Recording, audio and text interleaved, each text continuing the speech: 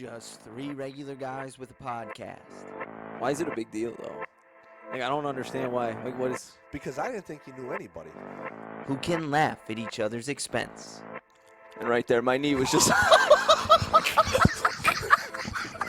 Who have the utmost confidence in each other's athletic abilities. Sub 5. You're a sub 5 on one of them little tricycles with the little bleep bleep air horns on the... And whose guests absolutely love joining them on the show. What are your thoughts on that? You got some nerve really asking me. The Choopin' It Up podcast starts in 3, 2, 1. And we're back. We are, in fact, back. Oh, man. Is the intro old yet? This is now the 4th episode. You guys said it would never get old. Never. It's still not old. No, Never. Okay. not even close. All right. Episode 12. Choopin' It Up pod. Does it Cast. in? I actually knew it was 12 after you said it. Did I you? was like, I knew I was gonna try to beat you to it, but you beat me to it. Sorry, bud. I mean, every week I'm kind of excited that you beat me to it though, because that's kind of your thing. You're like, That is my thing, yeah. Runko claims I'm the host. I feel like... You got to take You are. control. You are the host. You run You the know, I show. don't- You do. Thanks, man. I try. Oh, you're welcome. Sometimes I know when to just stay out, and other times, you know, For the most part. yeah. Sometimes I just listen. I like to listen, and Runko rips me apart for it. You know what I mean? Well, that's Runko's job. Yeah, I get it. Yeah, he's just trying to make us better. Certainly. So, episode 12, boys, what's up? I feel like none of us really lead interesting lives. So. No, I don't live in intro. No, I'm just down the nothing turnpike every new other day. so You got that odometer reading yet, or? I'm not telling you guys that at all. Okay. You'll Yeah. never know the odometer They reading. They All fix those potholes? How's the tunnel these That's days? Kevin Chuff. He's How's the lighting in the tunnel? Did you guys see the news about Tim Tebow? Oh, yeah. Ooh, yeah. A lot of buttons being pushed with him getting signed. A lot of buttons. How do you guys feel about this? He's been out of the league for how many years now? 2, 3? I think when he was with the Eagles, what was that, like 2013 in training camp? 2014? I want to say 14. Yeah. It's a marketing stunt. Yeah, Yeah. big time marketing by. It- you think yeah. it's Urban, or do you think it's Jacksonville trying to just pull money in now because they're trying to become something bigger? I think it's a collective whole. Okay. You know, they got the number 1 draft pick. You know, there's a lot of excitement Right. behind Lawrence, and now they're just trying to generate more, More of the keep hype. themselves in the news. Yeah. Okay. See, I don't see it as that because You think Tebow's gonna take a snap? No. I think Urban Meyer is giving him every opportunity to show that he can take an NFL snap as a tight end because Urban Meyer, I think I've been hearing he just bought a house next to Tebow. Really good relationship. If it was a marketing stunt, the Jaguars could have done this any time in the past 5 years, and they just didn't want any part of it because they didn't want any part of the Tebow circus. Right. And it's crazy. The guy's been out of the league for so long, and he's not even coming in to be a quarterback, not a controversy, and the circus That's is my like whole thing with right him, back. though. That's my whole thing, though. When he was first coming into the league, everybody was saying you should change to tight end, change to a tight end. Didn't want to do it. He wanted to stay a quarterback because he thought he can prove everybody else wrong. Now all of a sudden you want to become a tight end? That doesn't make sense to me. Like if you really wanted to be a part of the league, you wanted to play in the NFL, you would have did whatever it would have took to Right. be in the NFL. You had your I mean, opportunity. to do Right. this. So now Right. all of a sudden, who got in your ear, and all of a sudden now, that's my whole thing. But I mean, technically, when he went to New York, they told him, hey, you're going to have a chance to compete with Sanchez. And then they told him to bulk up to 240. And he ended up being a punt protector. And, you know, he was a gadget guy. So, I mean, he did what he needed to do there. I'm a big Tebow guy. Full disclosure, Florida Gators fan. 2 national championships. 1, he technically wasn't a starter. So you So jump we're- on the fan wagon? No. Just asking. I mean, yeah. Yeah. No, I did. But so you did. kind of. So you lied to us. I'm not. I did, but not the Tebow. I was a couple years before Tebow actually got there. Like when Tebow wasn't the starter, when Chris Leak was the starter. And before Aaron said, or That's Aaron Hernandez. He was. How about Rex Grossman? He wasn't a fan of Florida when Rex Grossman was there. Big fan of Rex Grossman as the Chicago Bears quarterback because he was absolutely terrible. You know where Rex Grossman went to high school? No. Bloomington South. Of course you know that, though. Is that in Indiana? That is in Indiana. Okay. Makes sense. Bloomington. Top of the- I covered his high school after. Oh, really? Did you really? Yeah, my sophomore year. That's as really cool. As a student trainer, I was out at Bloomington South for a couple weeks. Cool. That was a monster team. They were like, even with him, he had already graduated and went to Florida, and they were like, I don't know, top 15 USA Today in the country. Oh, really? Yeah, it was that. It was legit. So it was football. basically around a D1 football team yeah. to an extent. Was he? He was obviously a big time recruit coming out. Was he like Gatorade Player of the Year, something like that? He had to be one of the best. He had to be the He was best. one of the top. Because I remember, I feel like people quarterbacks talk in the about him. I country. know he Was was. he Mr. Football for Indiana that year? Or am I? I don't know. No? Okay. I'm not sure. I know he was a first round pick. Like Bears took him in the first round. I feel like people. I mean, he didn't have a great NFL career. Did make it to a Super Bowl. Lost to your guy Peyton.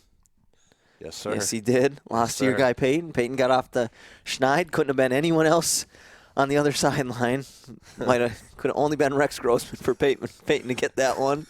Easy now. No, I love Peyton. Wow. But You're gonna I take feel shots at Peyton, and you're up here kissing Nah. Tebow's ass. No, I do. But I feel like his career is looked at, maybe not just because he was a first-round pick and didn't really have a great career, but he had a good career at Florida. I feel like he was a really big-time stud in Indiana, and I feel like people thought that he was going to just be, NFL Hall of Famer, at least close, and he just didn't he didn't live up to it. Plenty of guys every year. How many of the first-round picks are going to turn out to be that this year, quarterback-wise? Just kind of like I shot you guys a picture. We were talking before the 57 finalists for the men's national team Oh, USA. right. Yeah. Like how many of those guys? No, there are a couple suspect names that. Give us a couple, because I didn't read the list. Okay. You could Yeah. put him on Sorry, the sorry. spot Put me like on the that. spot I know. like Sorry. that. I wasn't going that deep into this, But if you were, what is it, a but what I'm saying, 12-man, 15-man 12 man. 12-man? They have 57 finalists, 12 guys. I went through the list real quick, and you take out, take KD and LeBron and Steph and James. Harden, right? Those guys, you're already at 10 real quick. Right. And then now you have 47 guys That are to competing. pick for 2 spots.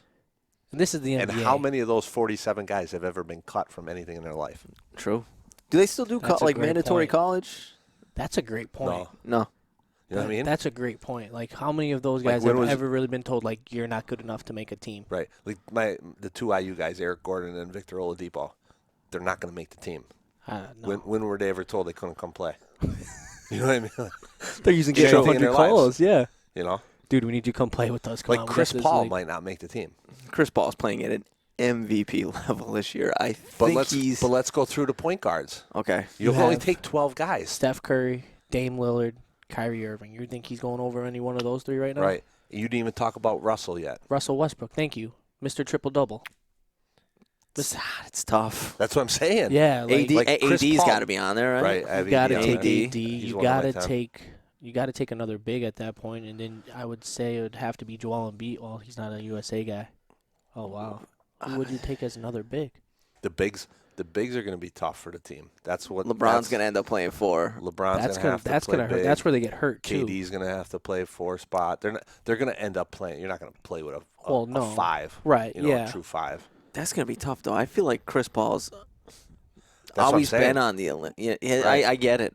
Is Booker one of them? Factual. Booker Booker's- he might not make Booker's not going to make I it. don't Right? see not gonna Devin make Booker him. making it. No. Unless they take him just as Bradley a Beal, knockdown shooter. maybe. I don't have No, Beal in. Booker, Maybe. Booker over Beal. I like Beal, but I'd probably You take take Booker over Beal? I don't know. Beal. Really? I feel like you get more of a defender with Beal. That's what I was going to say. I'm like, yeah, Beal does play like Booker. defense. Don't get me wrong, phenomenal. Like if Yeah. you need a bucket, Uh-huh. Right. he's gonna get you a bucket. I But s- I need you to stop this guy. I said it, and then I'm like, Beal is Yeah. much better defensively. Yeah, like that's Yeah. my whole thing. we got a lot of guys that can put the ball in the bucket. How many of them? You got James Harden out there. He can't defend a soul. Right. But the thing about James, he can't defend, but like he's gonna give you 30, Mm-hmm. and he's gonna give you another 30 in the way he gets everyone else better Right. around him. Who internationally is going to stop him in a ball screen? Nobody, absolutely nobody. Maybe Ben Simmons, maybe, But here's my question. maybe. Yeah, but Ben's going to have to guard like KD or one of these Well, guys. yeah, that's what I mean. When- But that's my guy that I would say Right. is the only guy that could have the potential of stopping him, but he's Yeah. never going to be matched up on him because he's going to be with Australia playing KD. Right, and a bunch of guys Hooper size. Yeah. For you folks not listening or watching on YouTube, my size, not great when it comes to basketball. Not great. Point guard wise, He looked though, like more of an Australian jockey. could be a hell of a horse rider. Could be. But Can you imagine if all of a sudden you throw on a Preakness on Saturday and Hooper's on one of the With horses? them goggles and everything. Crack. I would that horse would be 125 to 1 odds. Putting all my money on him, though. Hooper'd be sitting on the horse backwards. He'd walk the horse backwards into the gate and everything. It'd be All the right, guys, first time you relax. see two horses' asses facing the same direction. all right, so I'm not going to go back to my point guards. I think we've moved past this conversation. Yeah, we're good. Should we go into everyone's favorite segment? Give Tanner Yes. a second to recover here. Yes, we should. Regroup. Everyone's favorite segment. What is it? Broncos report card. Broncos. Brought report to you card. by G&M Snack Bar. You got that phone number handy? Come on. 570-342-1835. Southside Bowling Lanes. Also, we need to get Runko to record this. Like, I feel like him saying it. There's no I way know. he- I can't. I know- I'm I know asking what too you're much already. saying. Yeah. Pumping his audio. I'm asking too You know much what- already. I you get know what? it. He could do it. I feel like he has to just like almost write in his notes And then just read it. and then just read how it he to- would. Yeah, exactly. Because then Yeah. he can have his thought out process of how he wants to say everything. You Yeah. you said we did have to. Are you doing shout out before or after? What? You said you had a little shout out with Runko's report card. I have no. National. Oh, good call. See, Hey, Runk, listen. jock it up for the next one. We forgot about you. National Nurses Week. I heard that on the radio today. So we just want to give a big shout out to our guy, John Runko, fighting the good fight down there in New York. Yes. Yes, he is a nurse, He's always Matt. been a nurse. Yes. I thought he was like a. What would you do? What would you do if you're lying in like the 4th floor on the CMC? And Runko. Runk, you're all IV'd up. It's tough. It's Machines tough. Just are me beeping, having that like beeping, rapport beeping. with him, and then that's the guy that's Here gonna comes come and save Runko. me. Yeah. You're flatlining. Here comes Damn. Runko. Damn. He's- That's the way I want to go out. I guess that's the case. Dude, That's the way we're going out. he's coming in with a can of Nos and jamming that shit down your throat. Wake up, man. This'll wake you up. Slap you right in the mouth. All right. Runko's report card. It's your favorite time of the week again, and you get to hear my thoughts. He wrote that. So you're all welcome. I must say, this is nice getting to poke fun at you three with little to no repercussions so far. So Well, far. yeah, So well, we far. just kind We're of gonna bring him on. Yeah. Well, let's get to it. Let me start by saying the preparedness felt a little low, bringing me back to one of the first critiques. Use an outline. Prep work for your guest. I don't know how last minute Zach was, but you all seemed a little unprepared. Okay. Okay. Zach was great, just wasn't strong enough to hold all three of you up at the same time. All right. It's harsh. Really enjoyed his stories. You forgot that I was also the assistant on his 7th grade basketball team. He'd come in. He'd come in wearing sunglasses. Runks? Yeah. He'd be missing his Yeah. belt. His underwear would be on Yeah. backwards. You know, Tanner'd have some late nights. Runk had some late nights. Yeah. Early Saturday mornings back in those He definitely days. beat me. 100%. Oh, God, yeah. The only team in Mid-Valley history to have the AD, principal, vice principal, and board members at a Saturday morning away game. I don't know what that means.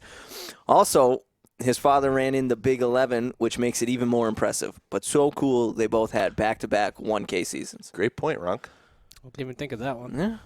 So here we go. Overall, the pod gets a B. I'm a little hurt. It wasn't released on Nurses Week. We made up for it. And you guys couldn't even remember that. I didn't know that was like We a do national. a weekly. Maybe last We week are was on- Nurses Week. I heard it on the radio today, though. What are you listening to pre-recorded radio Maybe. stations? Maybe they forgot What to do you take listen that. to? Maybe they forgot to take that one out of the loop. Magic 93. Lack consistent. Love notes by Delilah. Lack consistent flow, most likely from last-minute guest, but either way, down from the previous week. Zach was a solid guest. Hope he can be back on for another. He has matured a lot and seems to be doing great. It was so nice to listen. He fooled everybody. Tanner gets a C+ overall. Whoa. Wow. I don't have a ton to say. He just seemed a little more off than usual. Chalk it up to a bad game. They happen. Have a short memory and get back to it. Great words of encouragement. That's why he was. Thanks, Runk. Yeah. Tom gets a B. He is the voice of reason and great with interviews usually, but this one felt all over the place. Who graduated when? Players from different grad classes. I got lost trying to figure out Tom's timeliness. Might have said timelines. I'm not sure what it was supposed to say. But rebar stories are always funny to me, having jammed with them. So you stay above a C. Beautiful. Okay. Hooper, ... Even, or if anyone should have remembered Nurses Week, you are stat research host and producer. You failed in all of those this podcast, and I'm very disappointed in you, Steven. Spelled my name incorrectly. With the V? So, Ronco, you get a C for this episode. What? You get a D. Do your own research. You get a D. That's what he gave me a D. And I'm gonna bet it.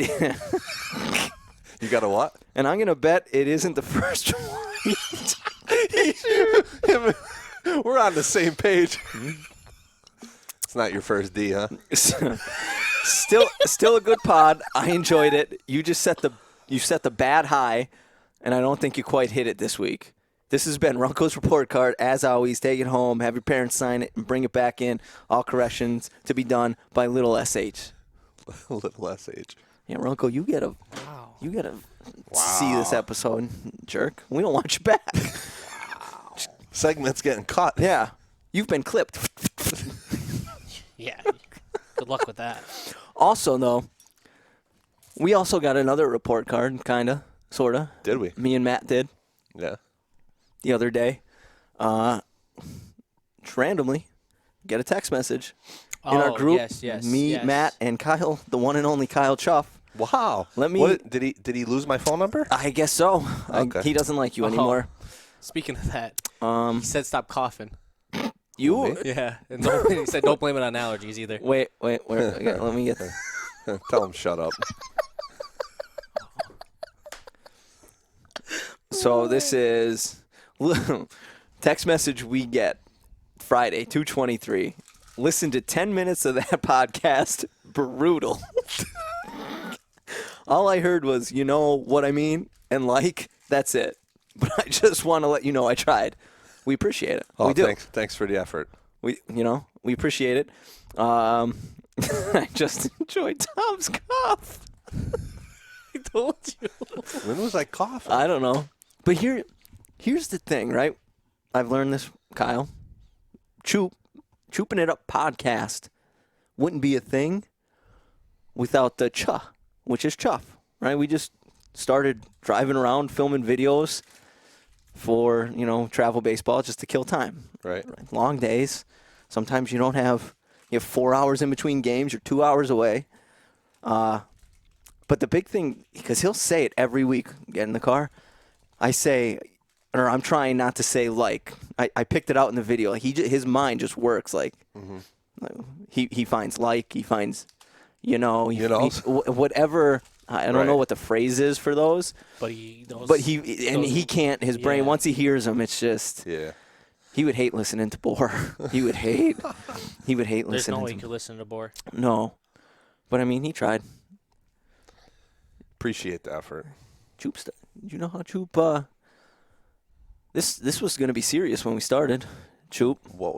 Troop was gonna be serious? Oh yeah, we're going to take videos, giving insights, coaching insights, really, player insights, and then we're just like, we can't keep doing this. So. And then the oop part of the equation kind of crashed it.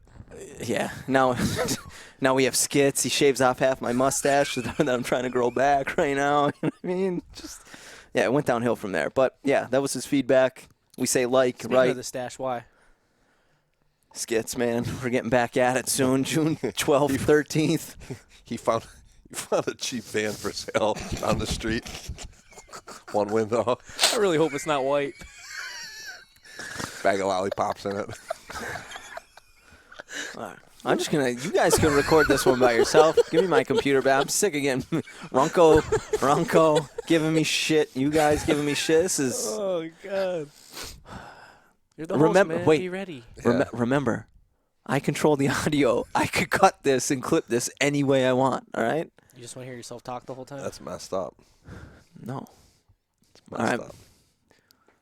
We got anything to talk about, or should I give the old guest a call? No, we're next on the outlines. The guest. Is he the imaginary outline 9:10? Perfect. We told him 9:15. Did you let him know? I said we're gonna give him a call soon. Does he know it's? He's. Do you want to call him, or do you want me to call him? You're already hooked up. You have his number? Yeah. Oh, he definitely doesn't have yours. Yeah, it's gonna come up as potential spam. Another car warranty. Oh.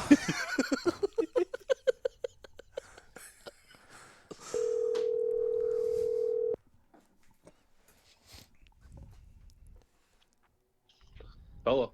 Ronald, What's up? what's going on? Ladies and gentlemen, joining us now on the podcast, all-time leading scorer, Mid-Valley basketball history, former stud defensive end, Kutztown University, Ronny Tomasetti, ladies and gentlemen. Dude, you kill it with the introduction. Thanks, bud. I appreciate it. It's about all he could do. Yeah, that's it. It's literally all I'm bringing. My computer, a camera. What makes it? It starts it off right. Okay. Starts it off hot. All I right. like it. We appreciate it, man. I appreciate you for telling me that because That's I've the- got nothing but shit for the first 20 minutes of recording this podcast, so I needed to hear something positive, and I knew Ronnie could do that for me. I was gonna say that was the first nice thing somebody said about you. Probably gonna Can be you the guys only hear time me loud too. and clear? We got you, bud. Can you we hear can hear us? Yeah, you guys are on speaker right now, so I'm just making sure you can hear me. Yeah, we hear you. Yeah, bud. we got you. What's up, Tan? What's up, big dog? How we doing? Good, brother. How's Finny Bull? He's good. He's downstairs. Finn is his yeah, dog, by the way, for everyone that doesn't know. He has a new pup at the house. Ooh, Beautiful dog. Golden Doodle. gold. I've seen pictures. Beautiful dog. I have not. I've seen pictures on Facebook. Yeah, there's tons of pictures on the Facebook. Beautiful, beautiful. I'll tell you what, but I'm really excited you're the guest, and I was racking my brain all day once we knew we had you committed here, Oh, boy. and I don't know if there are any Ronny Tomasetti stories that I'm allowed to even talk about on a podcast. That's what I mean. Like, Speaking of this, All right, Go ahead, so Ron. a couple days ago, Huh? and I called Matt a couple days ago, and I said, so what can I exactly say on the podcast? Do I got to keep it PG-13? You know, like I didn't know what to say, but I mean, I got quite a few stories that I think we're allowed to talk about. All right. Yeah. I like it. But, I'm kind of Go nervous. ahead, what were you gonna say? I'm nervous. I was gonna say he called me and he's like, "Dude, like, are we allowed to like say what we want on here?" I was like, "Yeah, absolutely. Say whatever you want. Just don't curse like I do." Uh-huh. He's like, "I want to talk about you," and like half of the things I said, like I've done to you or I've seen. I was like, "Don't do that," because you're gonna open up a whole can of worms. I've seen way too much.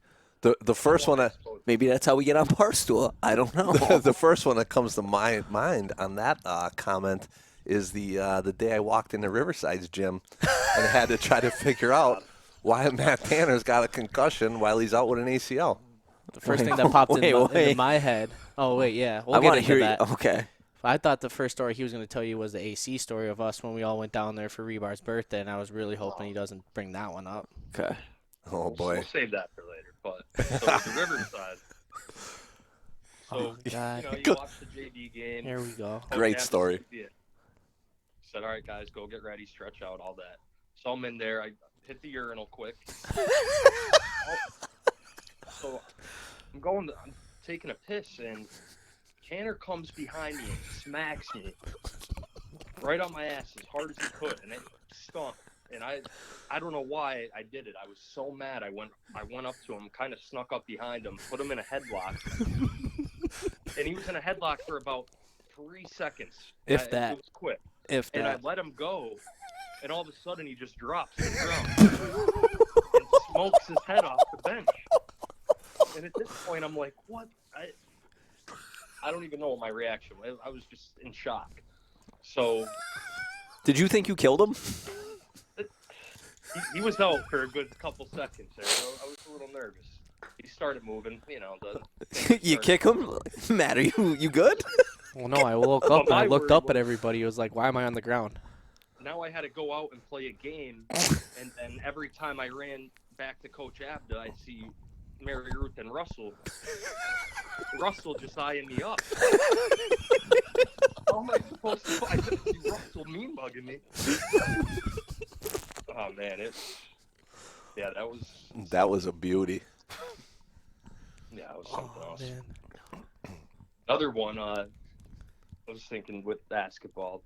I think it was like right after we lost to, had to be after we lost to Holy Cross, or maybe it was even Dunmore. I don't know, but Coach Abda was in one of those moods, all business, where basically for the most part of practice it was all business anyways, but de Blasio comes walking in towards Say girls' no locker. more.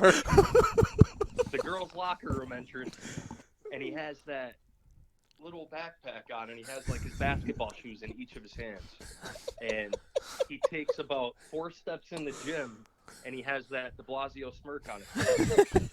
Didn't say a word to anybody, and Abda catches his eyes, or catches de Blasio smirking, and he sent de Blasio out of the gym right away.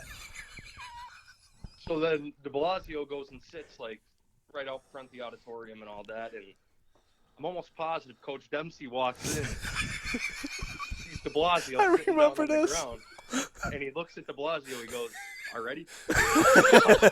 It was a quick one. Quick hook. Oh, and he didn't take more than 10 steps into the gym. I remember that. I do remember that. Oh, man. Lord. The other thing I could remember, when one of the first things when I hear Ronnie and those days was his relationship with Martin Walsh, Ronny Tomasetti. Oh, whether my it was Ronnie, remember the Old Forge game, the football game? Oh, my I'm God. trying to think what Martin exactly. Martin was at quarterback, and I they had forgot all Coach about Bazzalia that. had just split out towards. We're going towards the scoreboard end zone. I never forget it. Martin was under center, and it's just a quick. Quick Snap. hitch. Yeah, quick hitch. Yeah, and it's right on the line of scrimmage out to Ronnie. Oh yeah. And the kid was, I don't know, was it your cousin? No, it was No, Dave Argus. Okay. I know And he was exactly up what you're talking pressing. about, yeah. Right, Ronnie's standing. Right. He's like Don't do waving it. his arm. Martin, don't do it. Call it off. Martin's not even looking. Not even We ran looking. the same play. We ran the play 5 times. Right?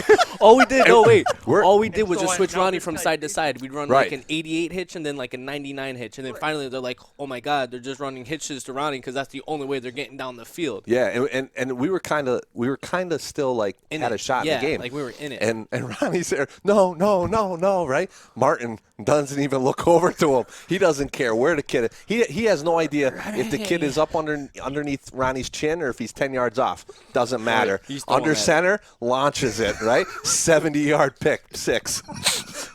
Yep. Argus was pressing me to the point where I could feel him breathing on me. And Martin's under center, looking left, looking right. Like, you see the guy right there in front of me.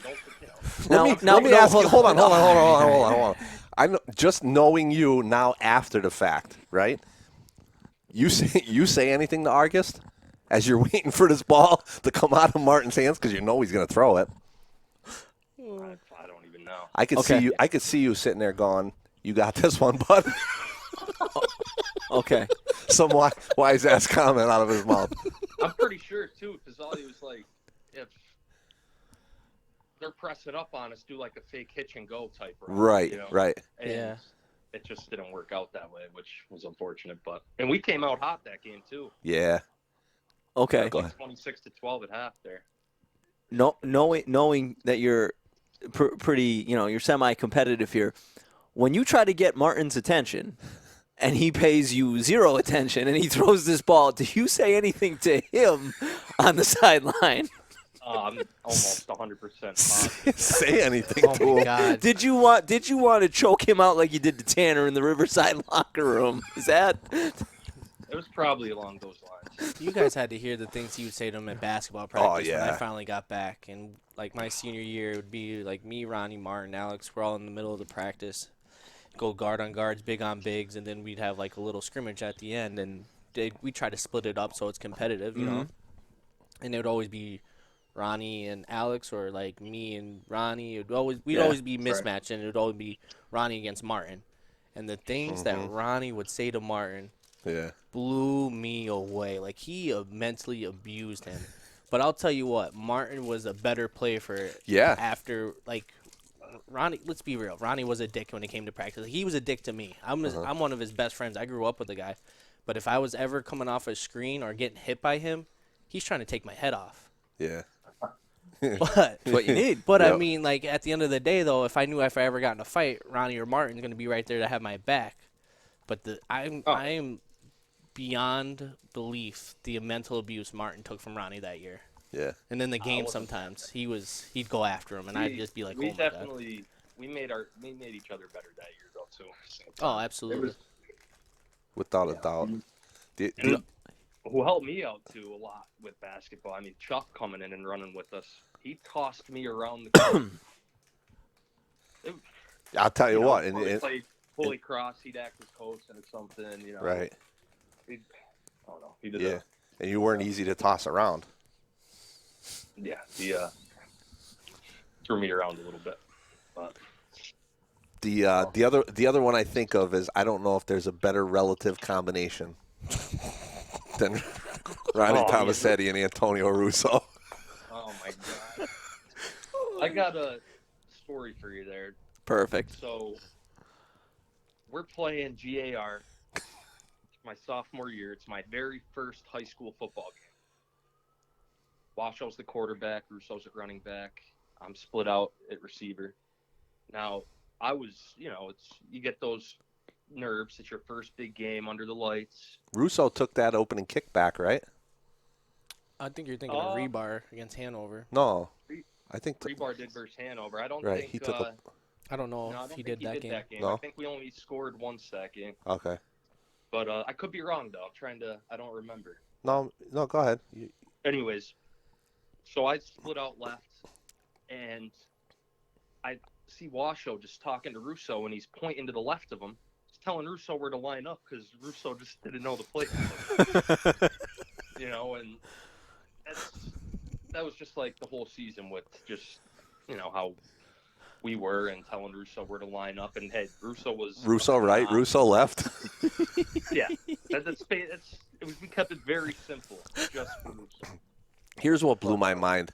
I came to Mid-Valley, you and Matt's freshman year. Matt was up with varsity, right, in football? Yeah. And Ronnie was down with Coach Lip and those guys with the freshman team.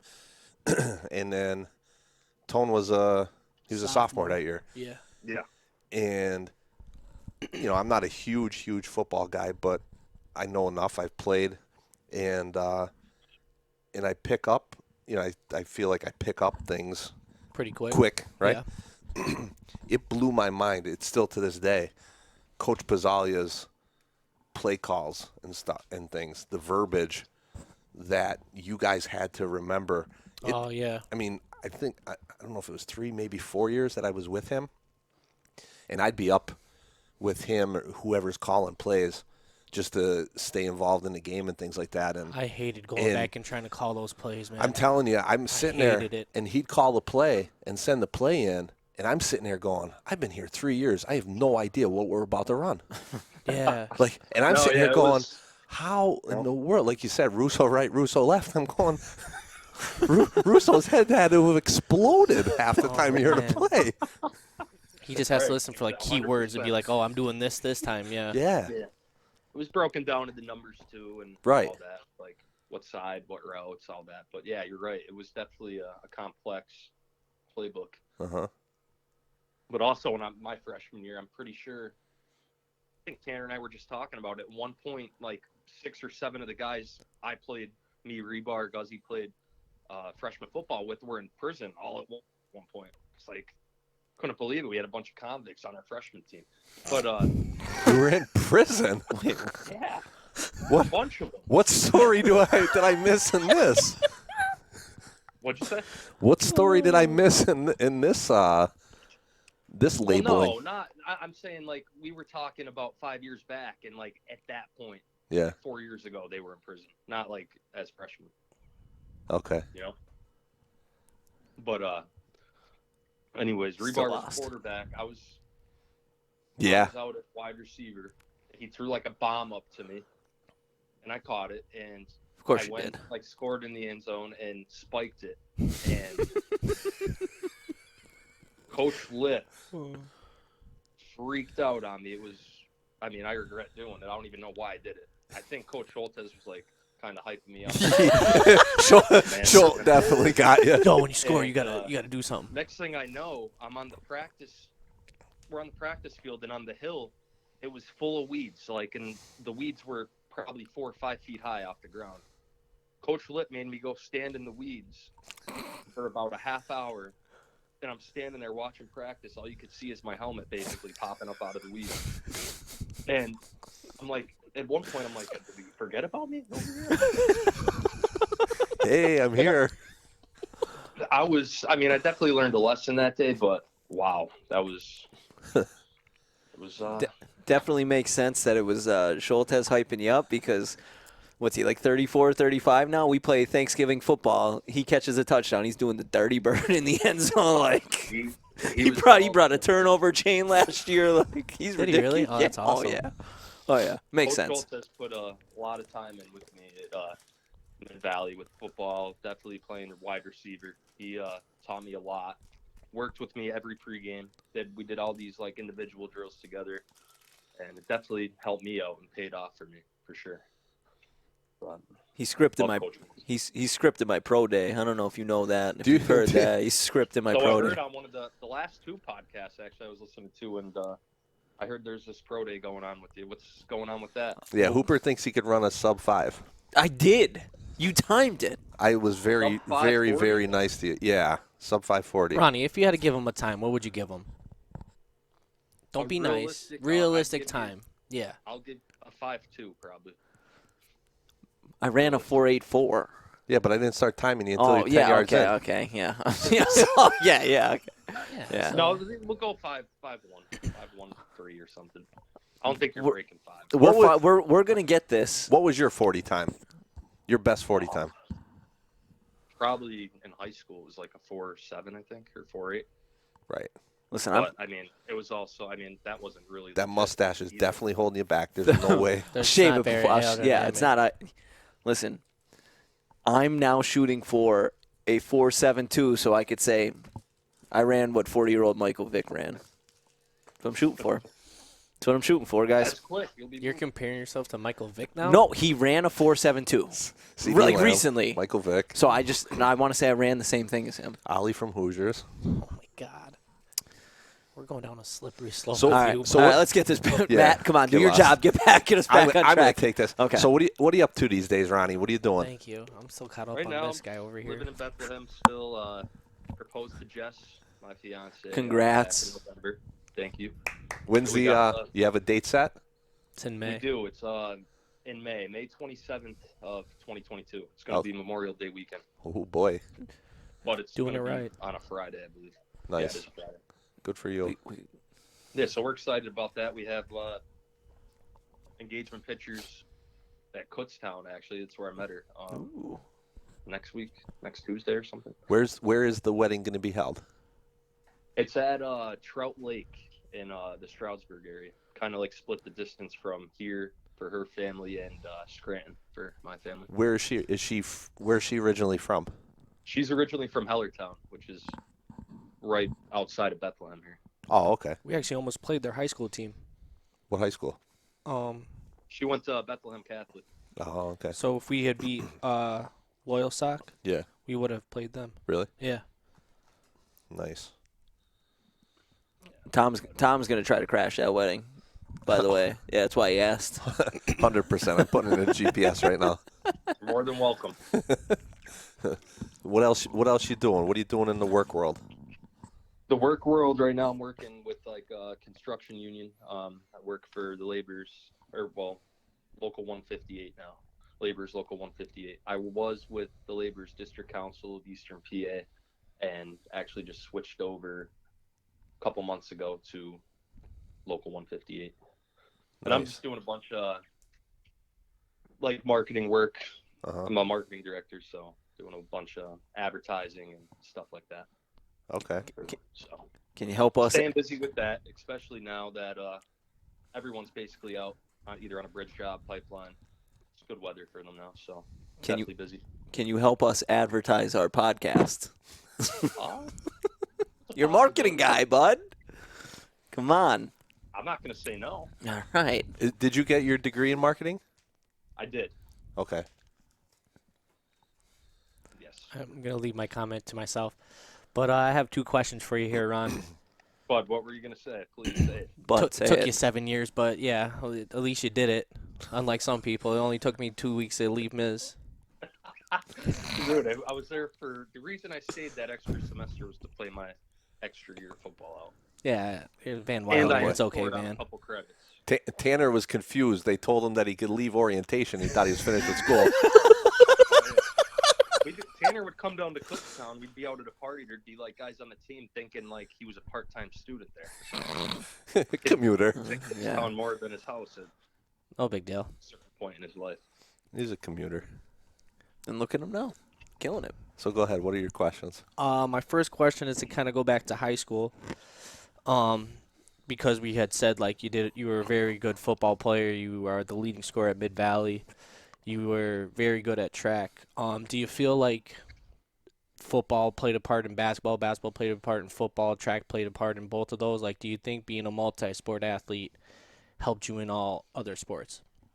Yeah, 100%. Track definitely benefited, and that has its pros of just staying in shape and getting quicker, doing your sprints, and just staying out of trouble with that. Basketball, I mean, it's not the physical aspect isn't like it's a physical sport, obviously, but it's not like football.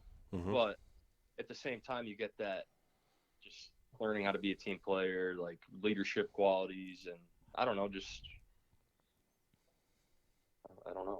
I mean, I think in basketball, for me at least, like me and Tom Hooper, we all agree, like you can't really hide on a basketball court. Like you have to No. be an athlete, and you Yeah. proved on the basketball court that you were an athlete. And I think that translated to you being such a good wide receiver and linebacker, defensive end, because your athleticism was that much more than everybody else. Yeah, that definitely had a big part with basketball, being a wide receiver, just having the hands, just with you Yeah. dishing a ball underneath to me, I got to catch it. I'd go baseline, dip a pass to Martin under the basket. It's hitting him in the face 8 times. Yeah, I was just going to say, took the words right out of my mouth, right off his forehead. Marty, I love you. I'm just fooling around when you do listen to this.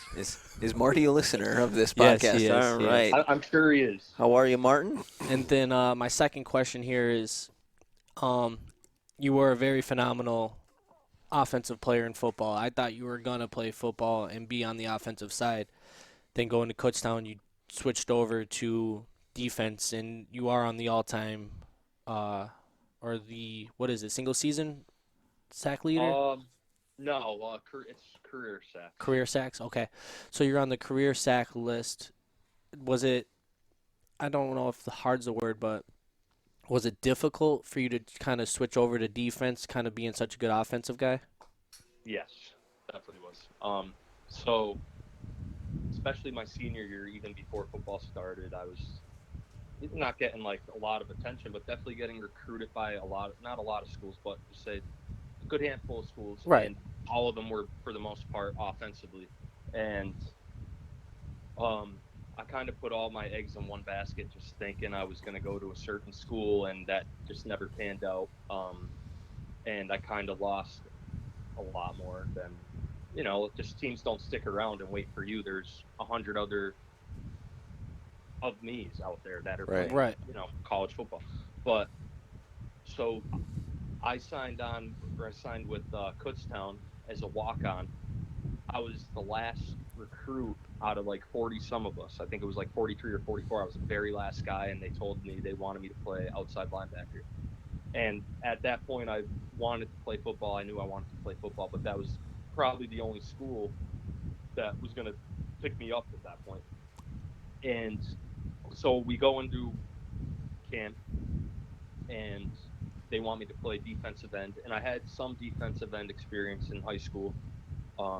Coach Rebar showing me some things, but nothing like too crazy. And now I'm here playing against Division II college guys that basically played one side of the ball. All these guys are from bigger schools, like whereas we had to play both sides of the ball every single game. These guys Right. are just strictly defensive guys that have been playing defensive They end since basically they were 14, perfecting their 15 years craft old. their whole time, right? Yeah, so they definitely had like more of an idea. They were comfortable playing position. So I definitely had to work harder than a lot of the other guys on the team. And you also going to school. Now I'm going against 7 other Ronnies at that position. Like everyone's the same skill level. You know what I mean? It's not like you're going. Right. So it's like, how do I set It's myself not you just apart from finished up everybody your else? junior year at high school and you're going back your senior year knowing you already have a guaranteed spot on no one's going to take your spot, Yeah. But college ball, it's like every single year you got to fight for your spot. You could be first team all conference guy. Doesn't matter. There could be a freshman that comes in, and that's just how the mentality was there. At least I know it's like that basically everywhere, any college sport. So, but definitely playing defense was a challenge early on, but I definitely picked up on it quick and got confident with it really quick, and it paid off. Yeah, you had a great career at Kutztown. I was talking to Tom earlier. When you were done, when you graduated, obviously, Matt just said it, all-time sack leader. He's on the list. On the list? He's not, Are you not on the top? Yeah, I was like 6 or 7 or something. Okay. When you graduate, your senior year, there are potential opportunities for you to continue to play football. Do I have that? I feel like that was a thing after college. Did you explore it a little bit? What's that? Did you explore after college? So you graduate Kutztown. Did you explore potential options of continuing football? I mean, I definitely would have still played. I played in it was called the National Bowl. It was in Florida, Daytona, Florida. They send letters to certain college players. You go, you fly out. You got to pay for it and all that. It's not like a huge ordeal like the Reese's Bowl where all the big, it was a smaller bowl game, but it was definitely something I wanted to experience.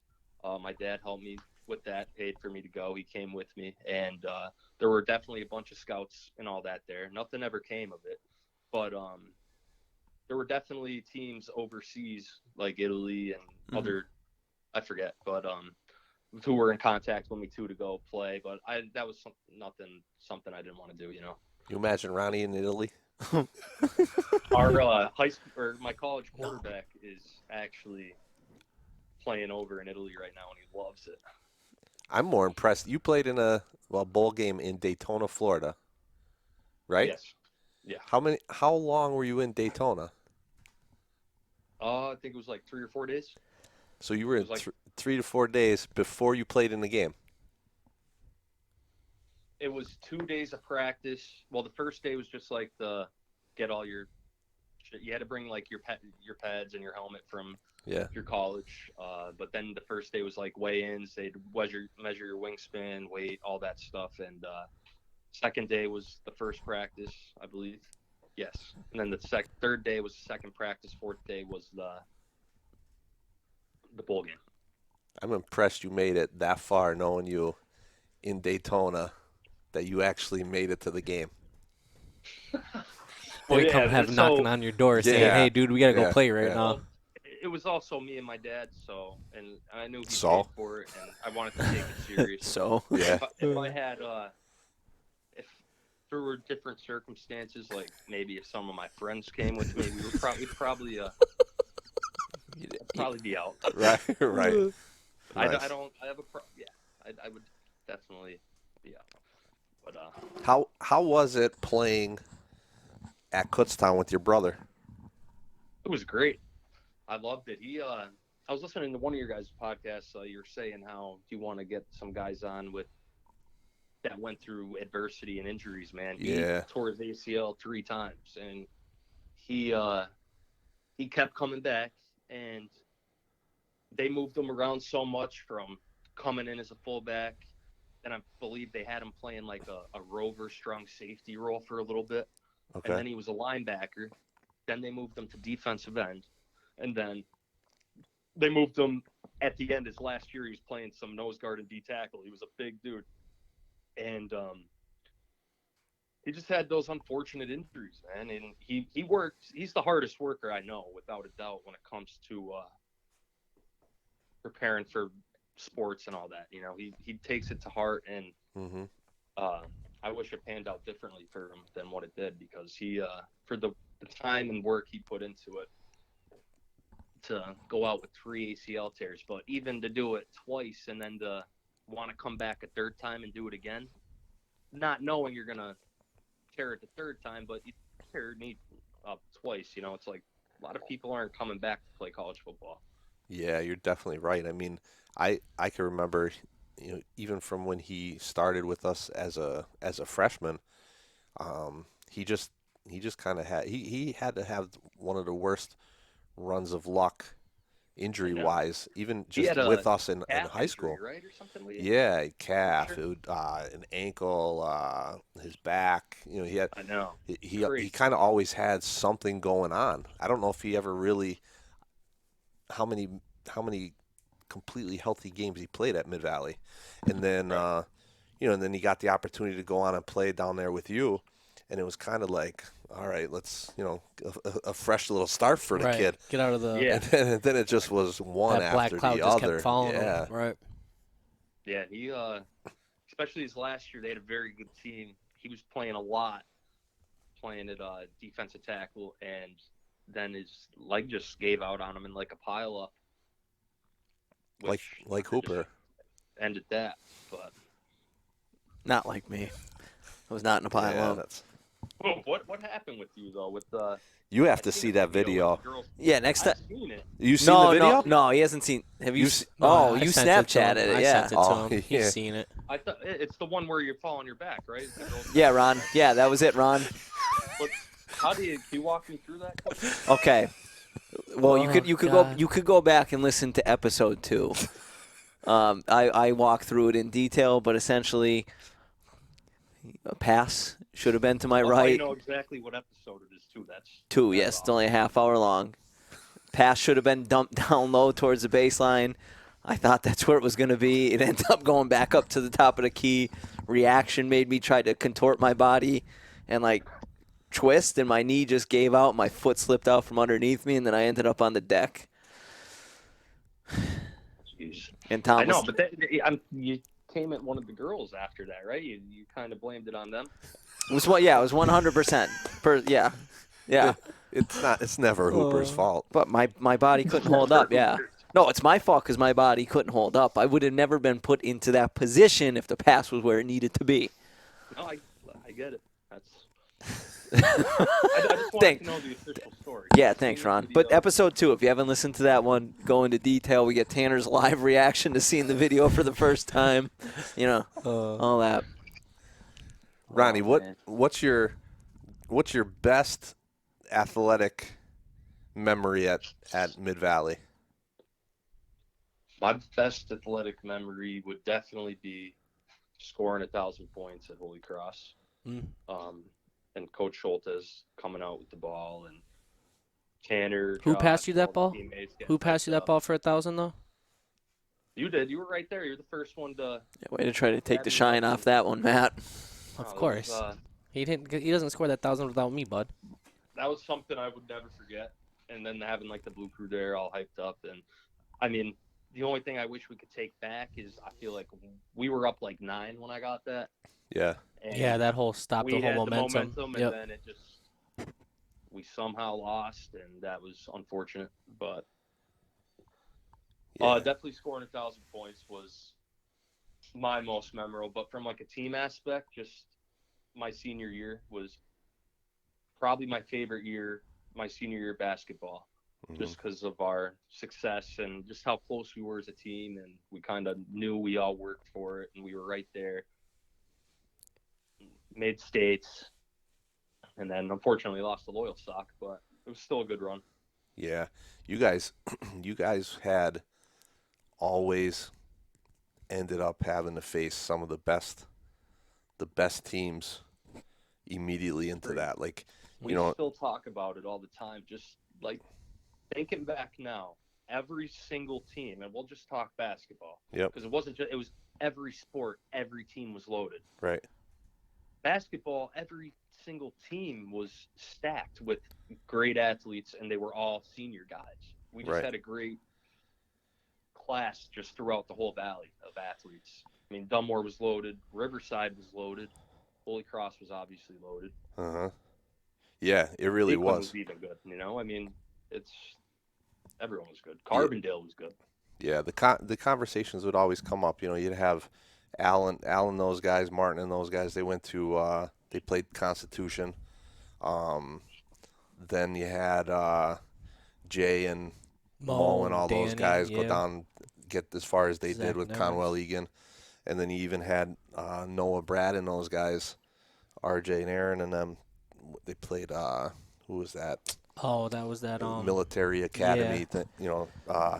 But you guys certainly, you know, in my opinion, were the best team we had up there, and you almost kind of were, because of the competition that you faced on a daily basis up there, you know, during that season, it didn't look as impressive as some of the runs some of the guys behind you were able to have. Right. You know, and you know, they all were very good in their own right, but it was just one of those things where between you two, you know, Matt and yourself, and you had Martin, Al, Josh, you know, AJ, those guys in that class, and it was just stacked. Yeah. You know, Stacked. And you can't really, you look back at that now, you know, to even think of this year's team with Gabe, Ricky, Danny. Yeah. You know, we weren't very, very deep, and that's just you look back at that team you guys had. It's not even a contest who's winning that game. Right. You know. Right. We'd just run them, like you're saying, like we would run them out of the gym, but then like we'd bring Tyler Collins, AJ Gangemi. Right. You're bringing. I remember, like, just all even these- our big game, like, versus Holy Cross, you know, that's Uh-huh. basically our rival basketball, and how packed every game we played them would be. Like, if we'd play at Carbondale for a championship game, like how we would just pack an entire stadium. Right. It's I don't know. It was crazy times though, and it's Yeah. still like, I mean, it's always a big game, but I don't know. It was fun to play in those games. I do miss that most. I feel like a big thing for you guys, too, is that, like, I guess you don't need it to be a really good team, but the fact that you guys, a lot of you guys that started, I'm going to say probably when you guys were seniors, like, you're really good friends still. You know what I mean? Like, off the court. Like, you guys are Ronnie, Matt, best friends. Like, Jay, really good. Oh, You know what I mean? Like, you guys had a good rapport. It wasn't Yeah. just on the court and then, okay, Right. we don't. Like, I think that no, helps. like it definitely helped transfer to it. Like, like That went way back before like high school basketball. That was like C team football. Yeah. B team play, just and playing against each other. Then once you hit 6th grade, 7th grade, now you're finally playing with each other. Yeah, I didn't like It's a Ronnie team. growing up Yeah.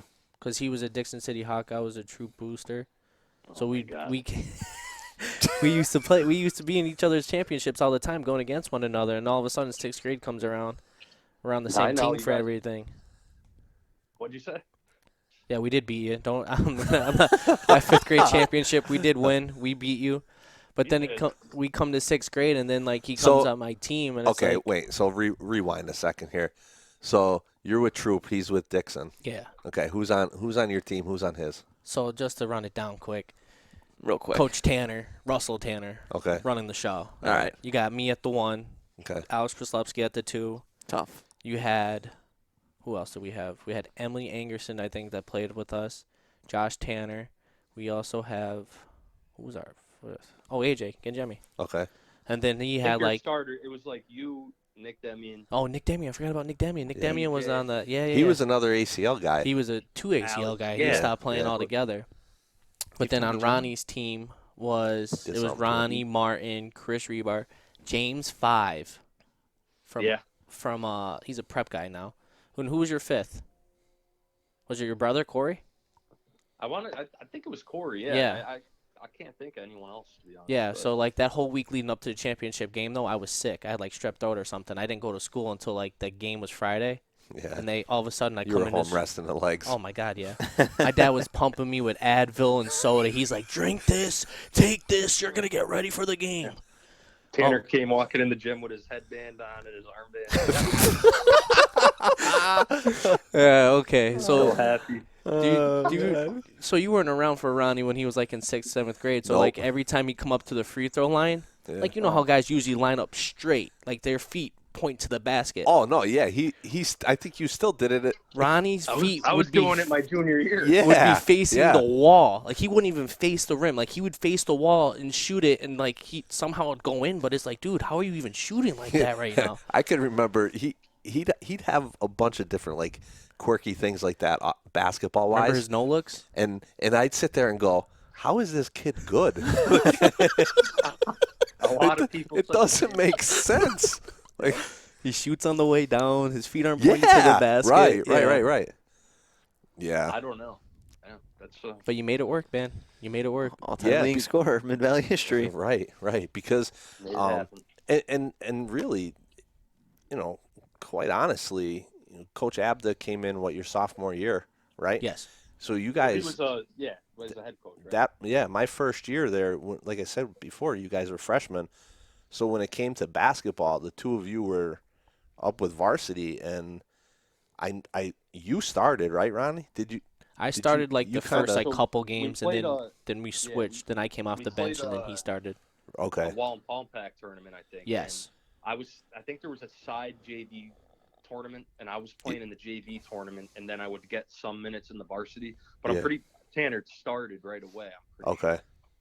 Yeah. Sure. And by like the 4th or 5th game, I think I started Right. as a freshman or something. Yeah, but I mean, you guys were the ones that kind of started the whole hip parade Culture? there. Yeah. Yeah, the culture. You I know, guess you you want to say guys, it. you guys, that was a tough Oh, year, My that freshman freshman year, year 3 for and you guys. 17. Right. I mean, I got stories from freshman year that are just. I'll never forget They're Coach great stories. Coach Dabney down at Myers in that playoff Aw, game. man. That Yeah. Was that when he was- almost choked himself out with the tie? Well, that's what I was going to say. Well, we're playing home versus Lakeland. And now at this point, Lakeland is a young team. It's all freshmen. It was Brady, Kalki or- Grabowski. yeah. Yeah. Kelly, They won Toronis Hart, that year, and, right? Yeah, and I Alfaro. don't- It was- Didn't they as freshmen? I don't know if Who's it was that? them or Down at Valley our View. place. I think Yeah. it was Valley Maybe. View. Okay. They won maybe then your next Yeah. second year. Right. But I know when it was at our place, I think those guys won it. Oh, they could have. And they were young. Yeah, Okay. they did because it was our freshman year, and Lakeland's beating us up. We go into half. I'm almost positive it was Lakeland, Uh-huh. but we go into half, and Coach Dabney was fired up with us, and he came in and smashed the clipboard in half, and he started screaming. His face was beat red, and he started pulling down on his tie, and then he stopped like he couldn't talk, and he started choking because his tie was too tight. He was Like, pulling the wrong He's part. undoing his tie, and like I'm looking around, I'm like, holy shit, like what's going on? And yeah, that was like we didn't have a great year that year, but Coach Dabney was an awesome guy, awesome Yeah. coach, and yeah, that was my Dabney story there. You think I'll never ask him this. I really like Dabney. I don't want to bring up hard times. He probably tries to block this part out. But you think at that point, you guys are getting beat up by a young Lakeland team. He's choking himself out in the locker room. You think at that point he's like, all right, this isn't for me. This is my last year. This I'm is done. it. After, yeah, you think This like is that it. had to go through his mind, right? You guys are probably sitting there trying not to laugh as this guy's choking himself Aw, with the man. tie. The It amount was of like, times. there was, like Coach Tom said, like playing at Myers our freshman year. These guys are just running up and down the floor, slamming on us. Yeah, in that Dunking playoff all game. over, and like it was embarrassing. And that was just our team, though. We just weren't. I don't know. Tanner and I were young, and we kind of didn't have like the.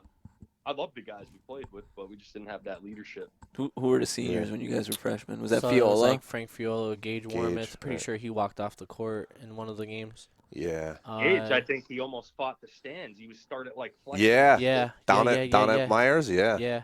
Yeah. I didn't And think. then Adam always brought the intensity. Adam played our freshman year, right, Tan? Yes. I'm trying to think if it was our sophomore or freshman year, but I just remember playing defense and looking. I'm like getting help. I see Adam playing deny, and he's not even has no idea where the ball is. Yeah. But he's looking at the guy that he's playing defense on, and he has a smile on his face, and he's flicking his tongue up and down at the guy. Yeah. Yeah. He's another Adam. one. He was another one that kind of was kind of lit the fuse on Yeah. the culture. Oh my, 100%. Of like the I'd grittiness say of Yeah. like I'm not gonna let anybody outwork me type of Yeah. scenario. Yeah. Yeah. No, that. And I again, agree 100%. and in 100% fairness, it was just from me being at Mid Valley, and not Yeah. not seeing anybody before I got there. But Adam was one of those guys that just competed. Yeah. Yeah, Right. And he definitely had the heart and everything. He definitely started that up for us to carry over. I agree with that. He wasn't a basketball guy by No, any right, means, right. but he was an athlete. Like baseball was his sport. Mhm. But like when it came to being competitive and not wanting to lose and would do anything not to lose, yeah, Adam was your guy. right, and that Yeah, and that's what you don't see anymore. I shouldn't say you don't see it at all anymore, but you don't see it as often anymore. Is that competitiveness, that urgency, even just to compete against each other In practice. Yeah, right. Whether it's football, whether it's basketball, whatever it may be, and that's the same. Like when I think back when I first got there, you guys, it took you a couple years to get going, and then and we're still on a hell of a run. But the girls at that time were one of the best teams in the state with Right. Danielle and Allie and Kelsey and Q and all them, Yep. right? But that was the same way with those guys. Right. When they were in the gym, they just got after each other. I honestly have never seen girls basketball played like that on a daily basis in the gym. Of being Yeah. so like, They hated to lose. Right. I joke with Danielle. It was her sophomore year. That was my first year, and that's all I kept hearing about. When you see her play, when you see her play. And when you look at her, like, her shot was okay. She wasn't couldn't overly dribble. quick. She couldn't Wasn't dribble. blown She by didn't you. play defense, right?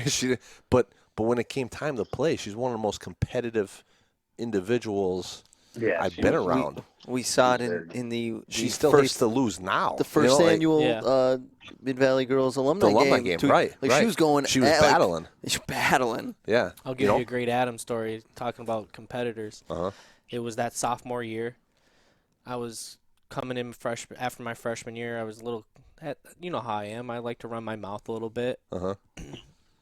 We're in middle of practice, and I think it's like me and Ronnie against he put like the younger guys against the older guys. So it was like Adam Sosnowski, Josh Fiola, Jason Esperance, and like two other guys. And it's like me and Ronnie with a couple. Yeah.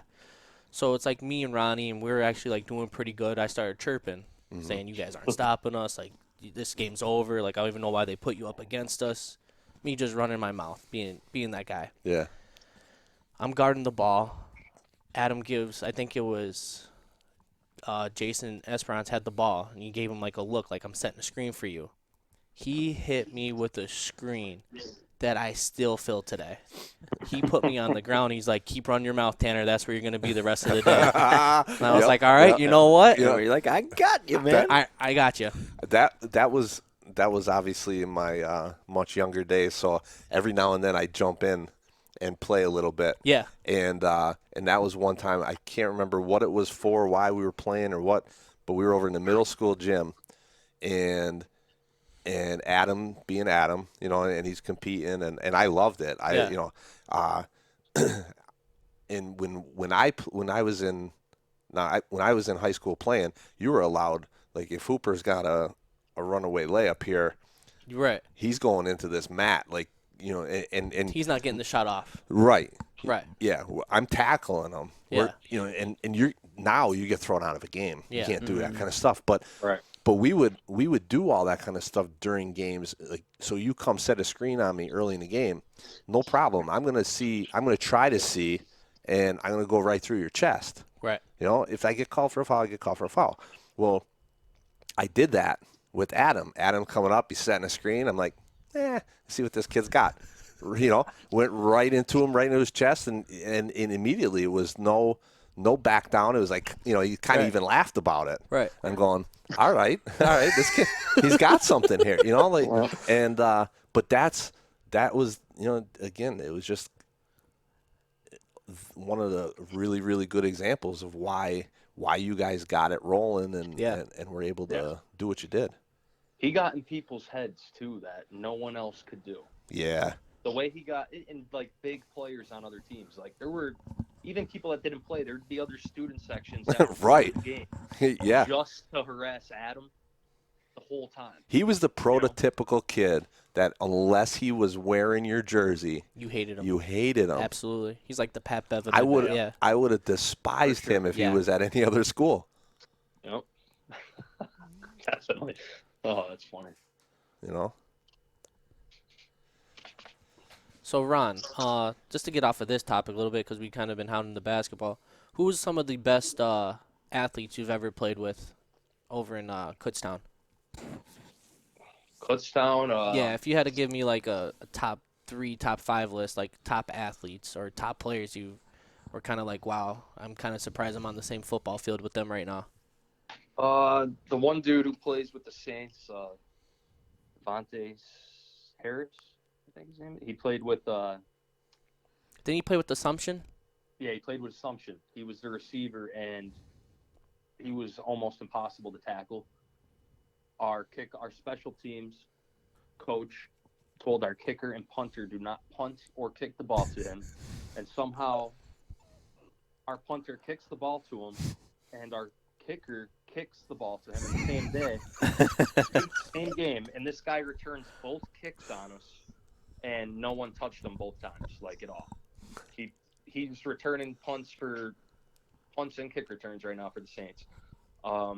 Craig Reynolds was our running back. I'd go against him every day for 4 years. He hopped around a little bit. He was with the Falcons. Then I think he might have went to the Jets for a bit, but now he's with the Jaguars. Oh, awesome. He's on the Jaguars roster. So he's going to be teammates with Tebow. All right, Craig. I saw that today. I'll tell you what, the We'll thing see I how that remember goes. about Craig was it didn't seem like he just seemed effortless when it came to running. Like, it didn't seem like he was trying to run fast, but he just seemed faster than everybody else. Mm-hmm. So he came in his freshman year. He was a running back. He had great stats as a high school running back. He played for Abington and Reading. But I don't think he came in as a running back for Kutztown, but instead a slot receiver. And he didn't get redshirted. He was playing and getting minutes right away, and he was a great receiver. He had great hands, wasn't running the ball at all. We were stacked at running back that year. Fast forward a year, he starts running the ball for us, and it was the best move we made offensively because the dude was a beast running the ball and helped us out in so many ways. Another athlete would be our offensive tackle, Jordan Morgan, who I would line up against and go against. He definitely made me way better. He planted me on my ass probably a dozen times, if not more. He got drafted by the Bears in the 7th round. I think it was like 3 years ago. He's not playing with them anymore. After that, I'm pretty sure he went to the Jets and wasn't playing with the Jets anymore. But he's now playing with the Calgary Stampeders. It's CFL. CFL? Yeah. Oh, So wow. he's playing with them now. I'm trying to think. A defensive end from Slippery Rock. I forget something. Martin, his name was. He's a white dude. He was a beast. He has all these records. I think he has a Division 3, 2, and 1 sack record. Come on. Then divisions and some maybe tackles too. But he was a player, man. He was really good. I never personally went against him because he was defensive end, but he always stood out. It was fun to watch him play. Didn't you I mean, I guys win the PSAC your senior year run? No, we won my junior year. Your junior year, okay. My redshirt junior year, we won the PSAC East, and then we had to play like the PSAC West versus PSAC East, and we actually lost to University of Cal, PA, where Rebar's at now. Okay. Okay. They beat us up pretty good. They were stacked then too, but we ended up getting their number the next 2 years after that, I'm pretty sure. But yeah, they were good. And yeah, dude, there's a bunch of great athletes. But So PSAC is a competitive league, man. Competitive conference. They it say it's definitely one of is the best very good D2 football. conferences in the country. Absolutely. It's definitely very competitive. So, Westchester always had a great team. So Always. piggybacking off of that comment about the quality of football, right? You you mentioned earlier the day in, day out, year in, year out, competing for your job, right? Yeah. Now, yourself as a, like Matt said, you're a three sport athlete at Mid Valley. We don't have too many of those these days. Everybody wants to specialize and focus on their one sport. But you going into Kutztown, playing at the level in the PSAC, right? Yeah. What would you say besides that day in, day out, year in, year out battle? What do people that aspire, we got a bunch of, everywhere you have a bunch of high school athletes that want to go play college ball, right? What don't they realize they're getting into? What would you say is the biggest thing that, is difficult and people don't understand the magnitude of what's going on in college athletics, besides that, like what I mentioned, that you saw? I got you. So how can I start this? First of all, time management with just your studies and playing football. It's nothing like high school football will get you ready for college football, but it's a whole different world playing college football. You have your 5 classes a day, then you're going to practice. Before practice, actually, you have morning lifts or like morning runs or morning study halls. Then you got to go to your classes, and you got to go eat, and you got to get ready for practice, and you got to go home, do your schoolwork, and then back to study hall. It's like having 2 jobs between your school and playing football. Playing football is basically a full-time job in college. Definitely manage your time well. Get all your studies out of the way, and then definitely stay ahead on the football aspect too, because your playbook and everything's changing at all times. It's not like you go play college and it's all about the nightlife and all that, Right. But other than that, like, work hard, because you're going in against guys that are getting recruited are just as good as you or better. You're not going to be that guy you're not going to be that standout guy at your high school that's going to college now and expect it to be like all roses and daisies or whatever. It's a grind. Yeah. You got to prove yourself every day, and just keep going from there. So when football was done for you, was it how was the transition? Was it weird? Something you've done, consistently since you were, I don't know, what's C team, like 6, 7, 8 years old? Yeah. You've been a football player, and then obviously in college, like you just talked about, it's a full-time job. It's all the time. Now when that's over, sport that you love, it's not like basketball where you could go play pickup football. I mean, you can go play semi-pro, I guess, if you wanted to. Yeah, I mean, you could still do it, but like it's not something that you can do. Play pickup. Right. So how was your transition? Were you done with it, or was it weird for a couple months? It was weird, yeah. I mean, it was just like knowing my, like, say, versus Loyal Sock in basketball, knowing that's the last time I'm going to play basketball competitively ever, unless I'm playing intramural, which, it's not the same. Right. But if you love something like that, if you love the sport, love the game you play, it definitely hurts for a while. I mean, I would love to play football again now. I mean, do I miss everything you had to do and all that? I'm happy where I'm at now. I'm happy the career I had. I'm blessed I didn't have any serious injuries. But yeah, at first it was definitely, I wouldn't say depressing, but different. Just that you have nothing to fill that void for. Not, if I'm not playing football, what am I doing now? You know what I mean? It's like something I did for 18 years of my life, and then what do I do instead of play football now? So it's definitely weird at first, but at the end of the day, it's fun now going to the Kutztown games and watching, being able to go on the sidelines, talk to the coaches, and same thing if I were to go back to Mid-Valley, I'm sure it'd be the same type of thing. But Tom would roll out the red carpet for you. I guess I'd let you in. Maybe. Yeah, maybe. His name is on the wall or something like that. Admission's only $3. I'll eat that. So Ron, are you kind of taking golf into that aspect of the next competitive thing in your life right now? Hooper's yeah, not. I mean, I am an absolute terrible golfer. You can't be worse than Hooper. I don't know. I'm pretty bad. The four of us. Well, I do call him Happy Feet. If you guys have ever seen a video of Ronnie trying to play golf, it takes him a half hour just to swing the club because he's always patting his feet trying to figure out how he wants to stand. So for my driver, because my drive is, I don't know. I think it's all in my head. I try to line my feet up the right way, but I hobble from my left and right foot for a good. It's not like you're lining up for a free throw. I don't know what's better, my drive or my free throw shot. Ron, I just have a quick question. Is it true that you pulled out your 4 hybrid on a par 3, 150 yards? Oh my God! With that- Brad probably. He goes right to Brad Cal. Yeah. Also, I'm calling Brad out. How far over the green did you put a 4 hybrid 150 yards out? And the thing is, I don't even think it reached the green. I think it was 30 yards short. Ladies tee box. Yeah, it was bad. I'm not a good golfer. I'm not gonna lie. But Brad and I have been having this debate, and Brad runs his mouth a little bit. A little bit. He used to tell me he He, could beat Jerry McNamara when he was in high school. Telling me at 18 years old playing basketball.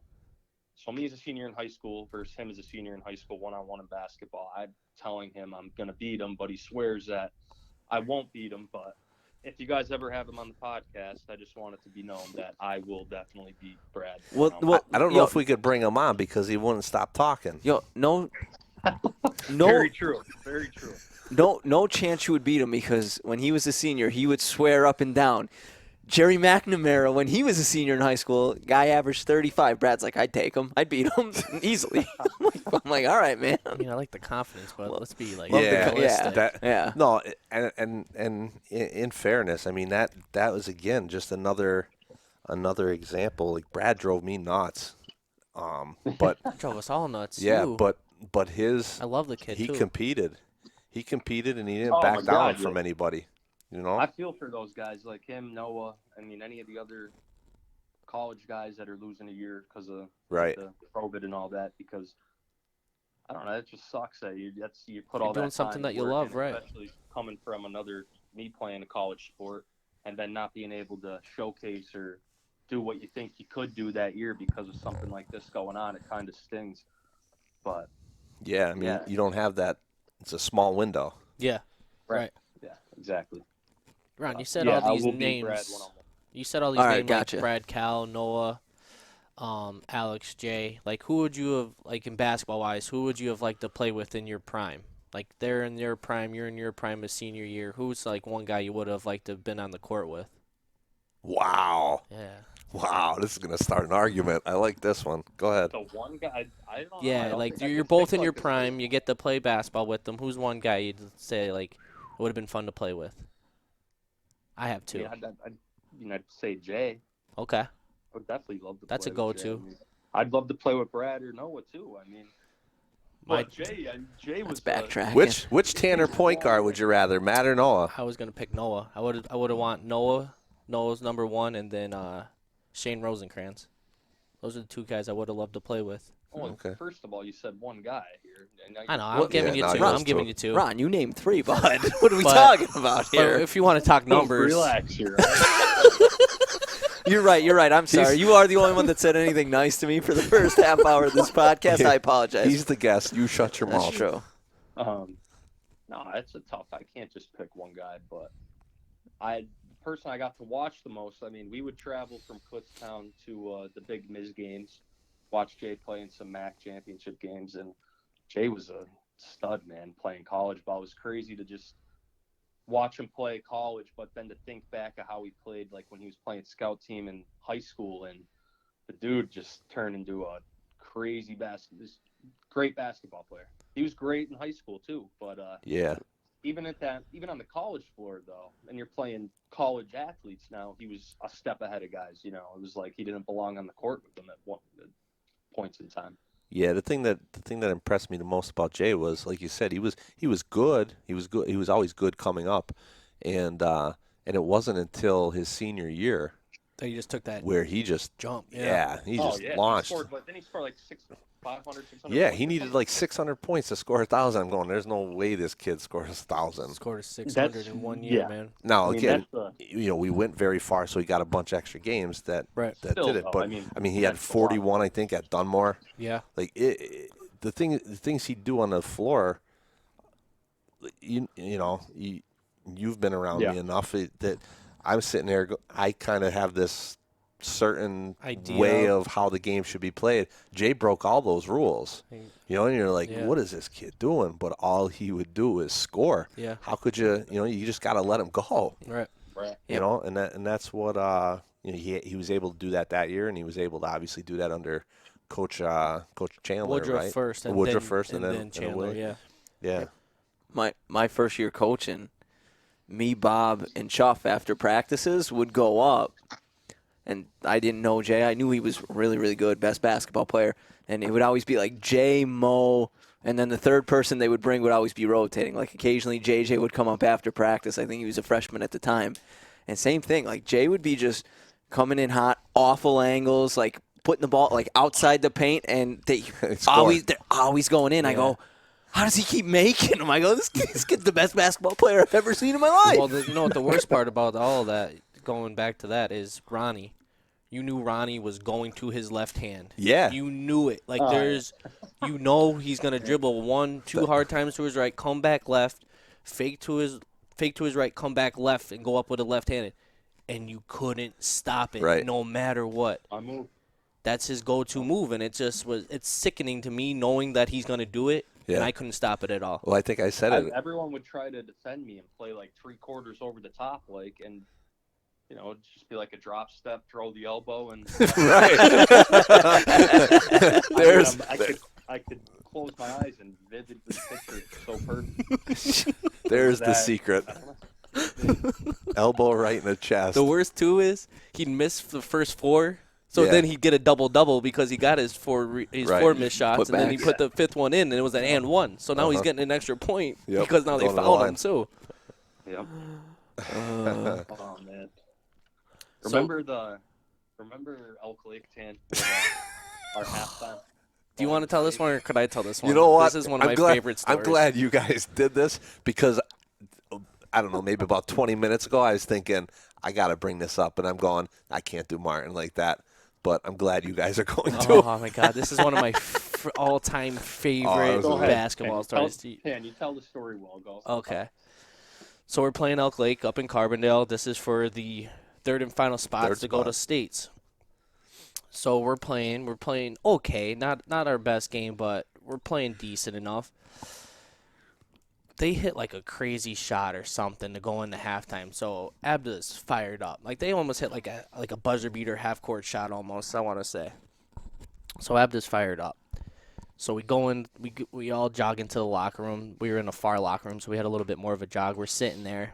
Abda starts going off on his little tirade, and all of a sudden he's like, let me see the shot chart. He goes, Matt, 3 for 5. Ronnie, 3 for 4. Alex, 2 for 3. Martin Walsh, 0 for effing 10. 0 for 10, he goes. He goes, Coach, I'm open. He goes, yeah, they want you to shoot the basketball, Martin. They want you to shoot. That's why you're open. That's the game plan. He's going. So Martin stands up. He goes, I guess I effing suck. I guess I guess I don't deserve to play. I guess I effing suck. So Martin Abda goes, oh, no, Martin, you don't suck. We're just saying we can get better shots. You can take better shot selections, da-da-da-da-da. And then you have me, Ronnie, de Blasio, everybody else in the locker room crying, laughing right now. Because Martin, I was closest to like the locker room door there, and then I look across the bench once Martin started like the sob act. De Blasio's like trying so hard to hide a smile, and then like Dominic the Squalls over there laughing. I'm like, I couldn't, De Blasio has that smirk that's contagious. Like whatever move you're in, like if he's smirking at you, I couldn't help but smirk. And this is a game to go to states here.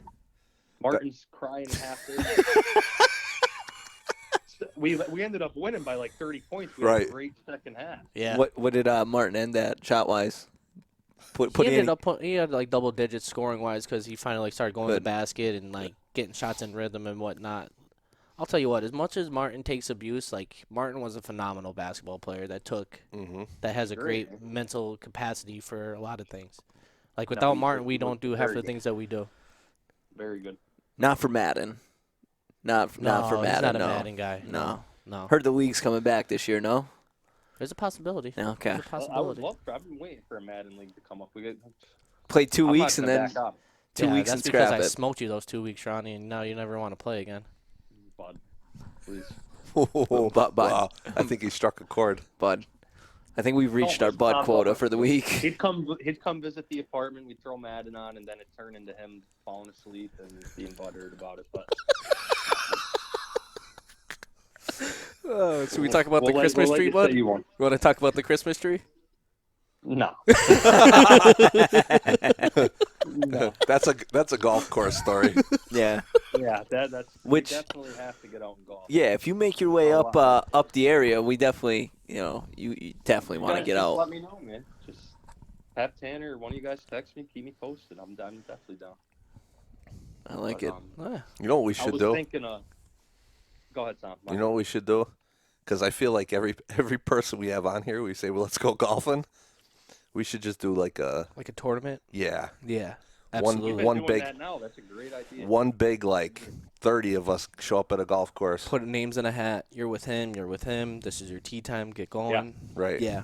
Absolutely. We'll definitely get a lot. That would be awesome. First annual, chooping it up open. Right. That's the way to advertise right there. All right. Well, we'll run it by our guy next week.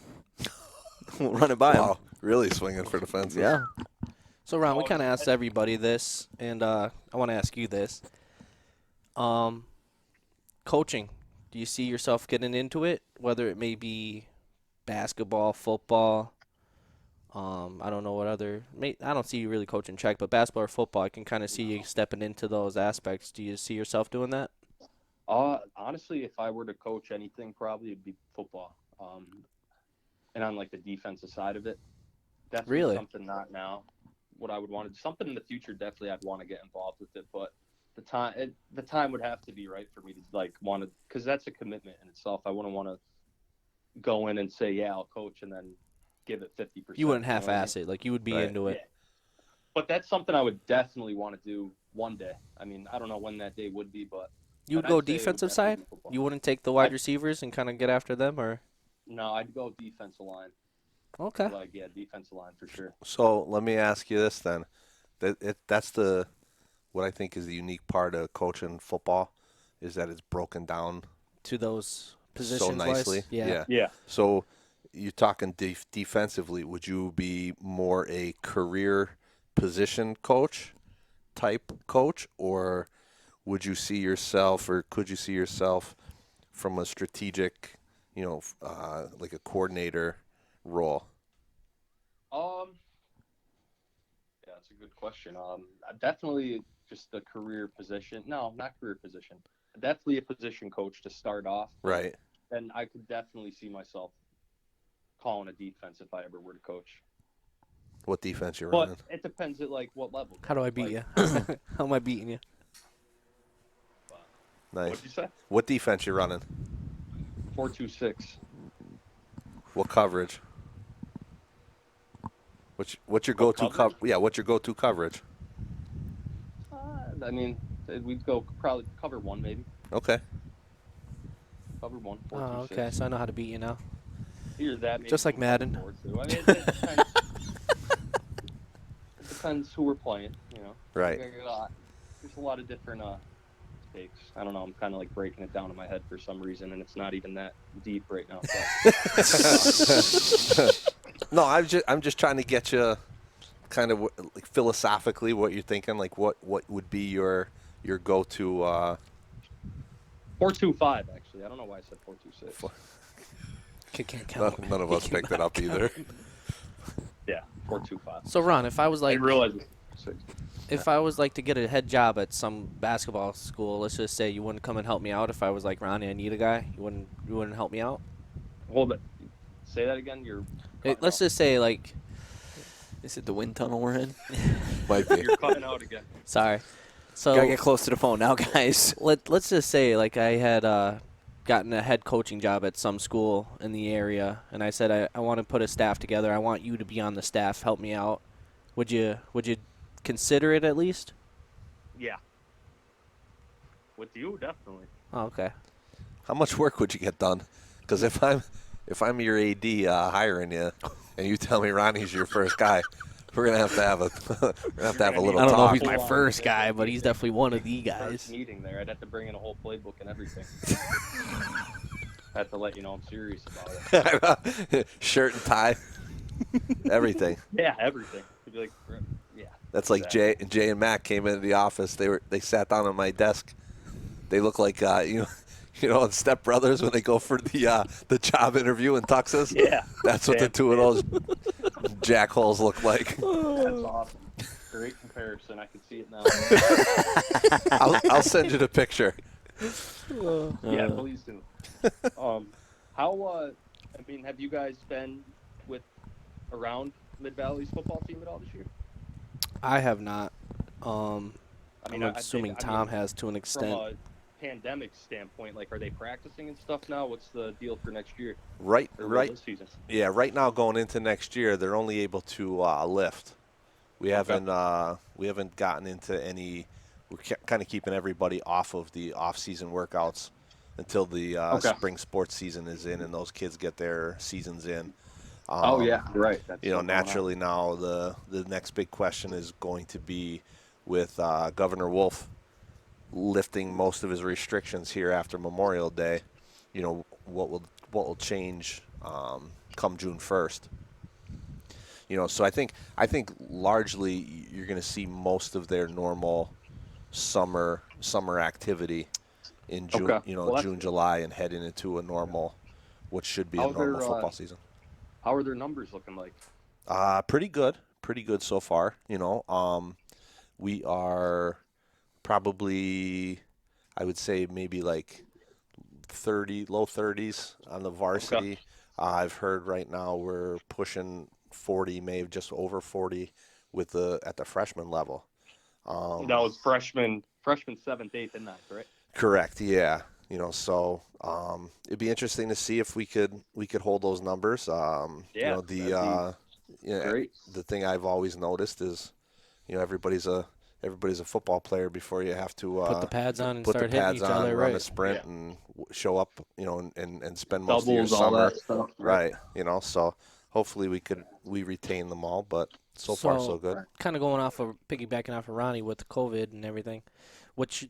This is for you, Tom. What's your biggest question mark if these restrictions are lifted? Like, what's your biggest concern, I guess, is the word I want to go with. What's my biggest concern? Like, with everything that's been happening, like, is it timing? Is it how do I deal with the facilities or?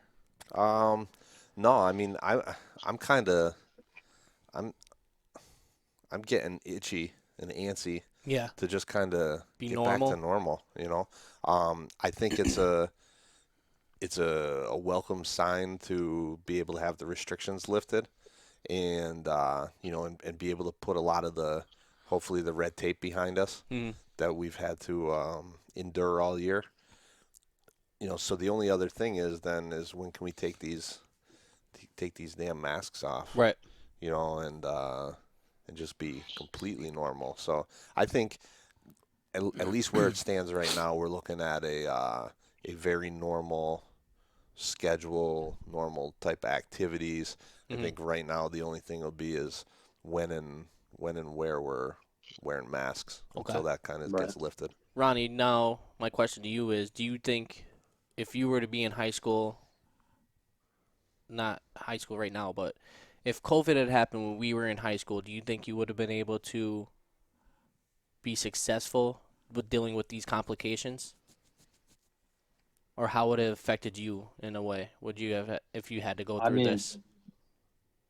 That's to go through that. It's just tough times to think about now.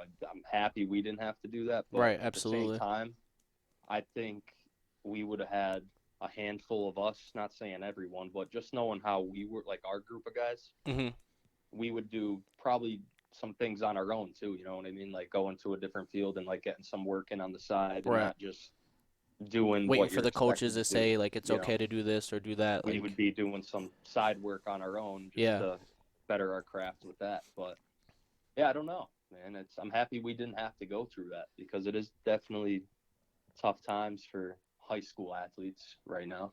I'll tell you what, when I had to practice with those guys up at Mid-Valley during basketball season, and I had to wear the mask, like practicing with them, it's tough, man. I give those kids a lot of credit going through a full basketball game, having to wear that mask the whole time. I mean, yeah, you get to take it off during the timeouts or whatever you may need to. With Mid-Valley's offense too, just running. you have get your out and running. set up, but you're running the floor constantly, and like that's how we beat a lot of teams. But to do it with that mask on too, I mean, that's gotta definitely make things more complicated for those guys. That blue-white scrimmage early on when you and Jay hopped in. Oh, man. And we were doing a test broadcast. I was struggling.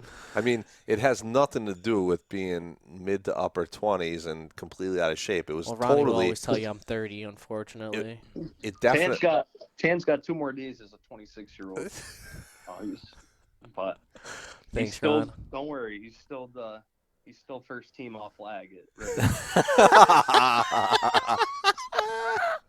No one will take that title away from him. It's true. At least somebody knows. He's all state. So Too bad he's not all state in 6th grade. Tanner said if I'm lined up at receiver and he'll clamp me up, I wouldn't get off the line of scrimmage. I tell him that all the time, and I stand by that statement that you will never catch a ball on me. It's Tanner Island.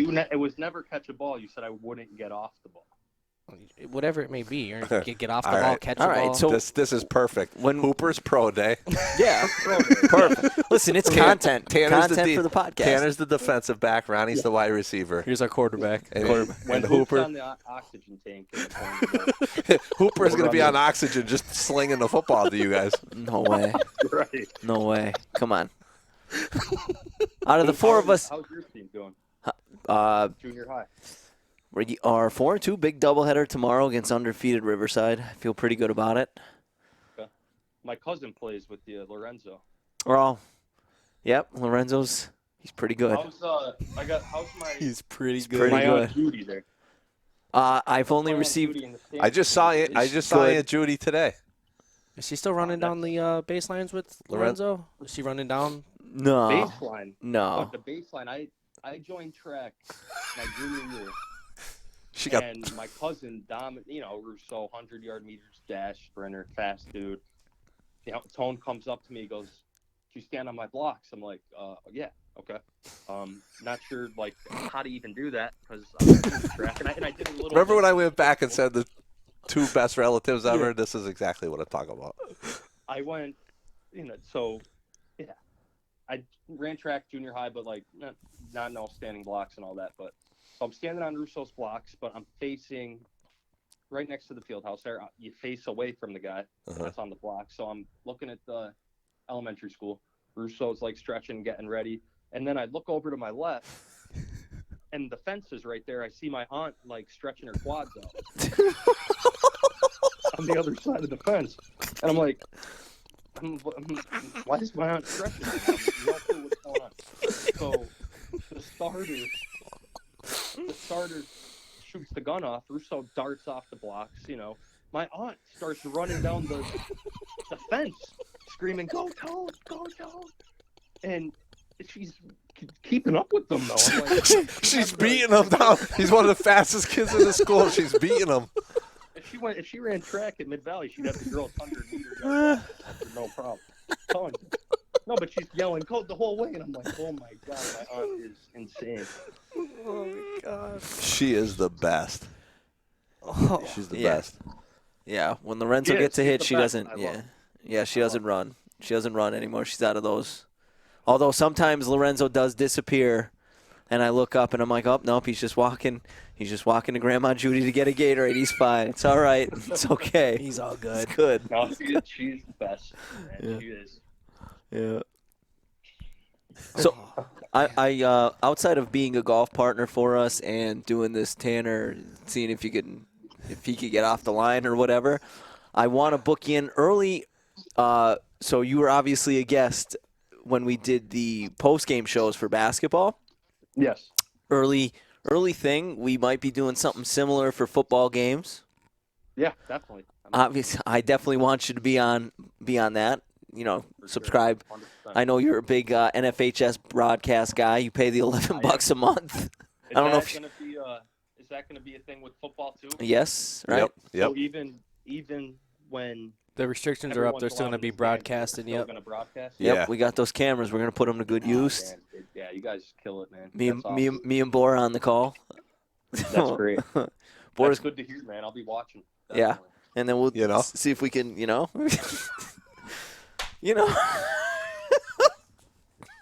I keep saying Or?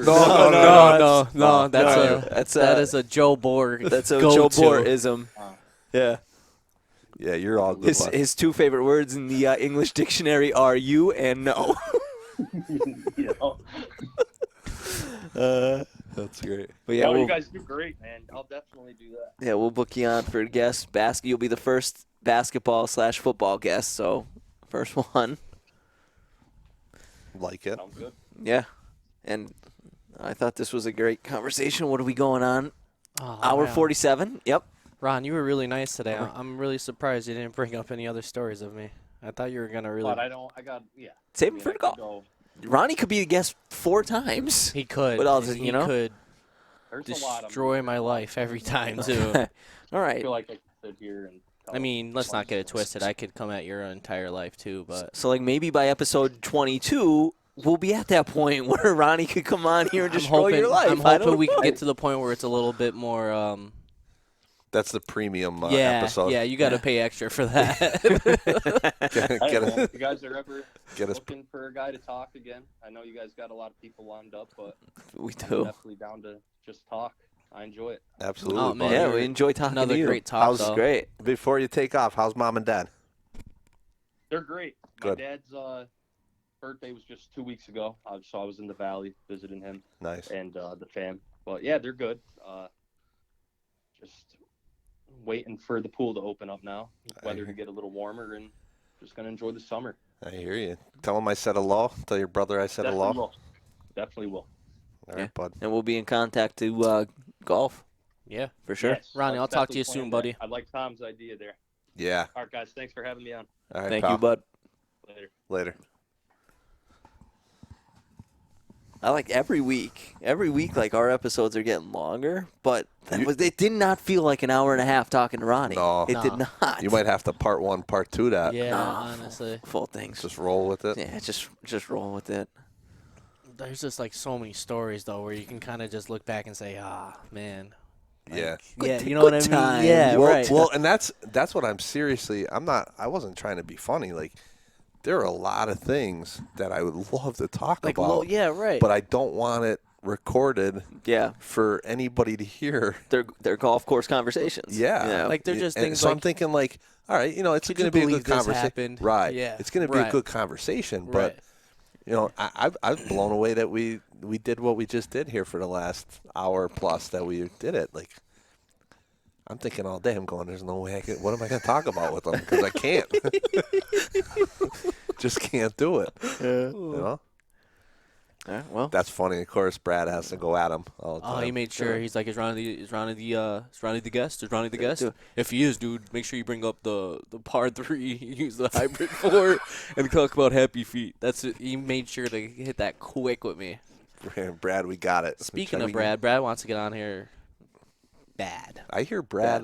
Brad told me he's going into the looking to go to state police. Yeah. He's been training for I believe the mile or whatever. Yeah. I believe it's the mile that he's been training for. I've seen him sneak in a couple laps around the stadium. Yeah. So like, Yeah. he was originally in like the adult league that me and Jay play on, and he gave that up because he didn't want to get hurt. And I was like, wow, you're really taking this serious, because usually like when you need a guy for basketball or anything, Brad's there with time. Yeah. When Not being serious. Yeah, right. Right. Not being serious, but then all of a sudden, Well, like you it got my came to number. This. But the look that I'm just saying, man. You've called me once. and we saw how that went. He needed I a did. ride. I launched one down the court. Yeah, great assist by me. Now, granted, it was for a team that wasn't your actual team. You were a Wasn't sub on my- that team as well. Oh You're my like, God, and I screw was it, I'll so call. hungover too going to that game. It hurt to play that game. But it was at night. Yeah, and I drank until like 4 the next morning. Okay. What would you do? What would you do if you got pulled over and it was Brad that came up to the car? I don't know. I always ask myself that question. Like, how do I I don't think I'd be able to take it serious. I couldn't. I'm being Throw you right in the completely cuffs. honest. Yeah. Get out of the car. Just- Get out of the car. I'm putting my hands out. Just do it now, because there's But, no yeah. way I can like take this serious. It'd be awesome if he just like tased you right in the chest. Hey, Matt. Yeah. Oh, that's good. And that's how you get on the news. Yeah. Yeah. That's how you make CNN. Listen. He can get on the podcast if he promises to potentially tase you when he's a trooper. Content's content, right, Hoop? Yeah. True. Yeah. True. Give us the body cam footage, and that's all we True. ask. We'll take it from here. All right. Well, I feel like this was a good episode. Definitely. We can officially, Can we talk about it now? our episode 13. We are going We to never be. did this before. We never talked about the next episode like this. I know, and we've been kind of teasing it a big for a one. couple weeks, but we're gonna be on location. Big time. We're big time now. We're gonna be on location, Elmhurst Country Club. My boy John Roach, so graciously assistant pro up at Elmhurst. Actually, the day before they have a U.S. Open qualifier coming up there, so he's Day gonna, after, I thought. Yeah, day after. We don't want to give specifics of the that too. day. That yeah, too. we don't want to give specifics of the day. You know, some of us, for some of our sakes. So we're gonna be on location, filming from recording on the clubhouse that overlooks the 18th green. And then potentially, depending on how it shakes out, he might get on the driving range, give us some lessons, try to fix me up a little bit. I'm really hoping we get to play and I just get to witness And what play. I got to witness one more time. But play, and it will be recorded. We will get content this time. This is what best case scenario. best case scenario. You have to Yeah. have to get that. We gotta tripod. industrial Velcro it to the cart cam it. No. No. But we'll do it. I mean, we'll do it. Wow. No, we'll do it legit. No. Like, I'll give you guys. We just need to be diligent with it, which kind of sucks because you want to play, but it'll be fun at the same. Looking back, if we film some different clips of shots, Yeah. and some commentary, like we'll look back and be like, sorry, Chuff, saying like a lot. We'll look back and He's not listening this far. you enjoy the fact that we did it, because I'll clip it up and I'll make someone look like an asshole. Most likely myself. Occasionally, we all hit bad shots. Oh, we always hit bad Yeah. shots. We all suck. Yeah. So Yeah. how Yeah. Elmhurst There's a reason that we're not mop us up. Yeah. Yeah. Oh yeah. We picking up balls more than No, I'm going to be donating a lot of balls to Elmhurst. They're going to get a lot of my money because I'm probably going to buy a couple sleeves before we go out. That's why Roach is having us up, let's be a honest. couple sleeves. You better just go steal them from the driving range. Yeah, I'm gonna take that. It's coming with me. That might get me through 9 holes. Oh my god. All right. Episode 12 coming to an end. Music probably already started.